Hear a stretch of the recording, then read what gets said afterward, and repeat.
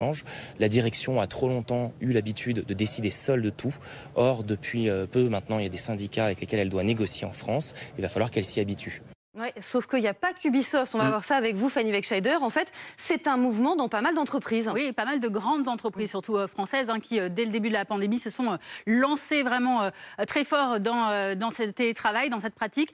Vous allez voir, il y a Publicis, AXA, Groupama, Michelin, L'Oréal, Disney, Ubisoft, donc des grands groupes qui ont décidé de faire machine arrière, de réduire le temps de télétravail. Et ça traduit une tendance de fond ces derniers temps. Vous allez le voir, chiffres à l'appui. Regardez ce que ça représente, le télétravail aujourd'hui par rapport donc au début de sa mise en œuvre, au début de la pandémie donc de Covid. Alors auparavant, forcément, il y avait peu de télétravailleurs, 3% au début. Oui, on ne connaissait pas le mot. Ça commençait à peine. Mais vous le voyez déjà, ceux qui en bénéficiaient, ils avaient 2-3 jours par semaine sur les 5 jours de travail. Donc ils avaient majoritairement du télétravail. Alors qu'aujourd'hui, on est quasiment un quart de télétravailleurs. Il y a mais un pour quart de autant, salariés qui sont en télétravail. Alors peut-être qu'il y en a qui ont fait très là, peu de jours.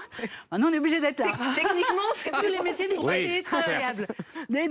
Donc il y a beaucoup plus de télétravailleurs, forcément, avec le temps, mais vous le voyez, le nombre de jours de télétravail est réduit. On en est à 1 ou 2 par semaine en moyenne.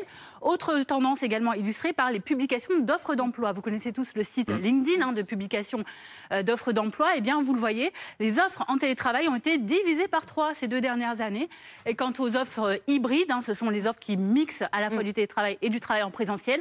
Elles, en revanche, elles restent sur un taux assez stable d'à peu près 30%. Oui, parce que les salariés, eux, ils plébiscitent ce télétravail. Ouais. C'est une nouvelle organisation. Parfois, on habite plus loin aussi. On travaille à des horaires différents. C'est ça. Ils le demandent, ce télétravail, parce que ça les arrange. C'est un gain de temps. Ils prennent plus les transports. C'est un gain d'argent. Moins d'essence, par exemple, utilisée. C'est également un gain de qualité de vie. Beaucoup se sont installés loin de le centre de leur entreprise.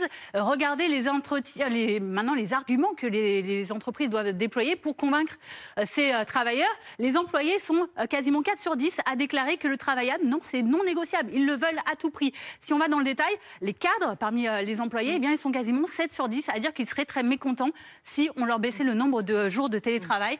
Et vous le voyez, chez les moins de 35 ans, les jeunes sont encore plus catégoriques. Un rapport au travail qui a complètement changé. 50% démissionneraient carrément si on leur demandait de revenir en 100% présentiel.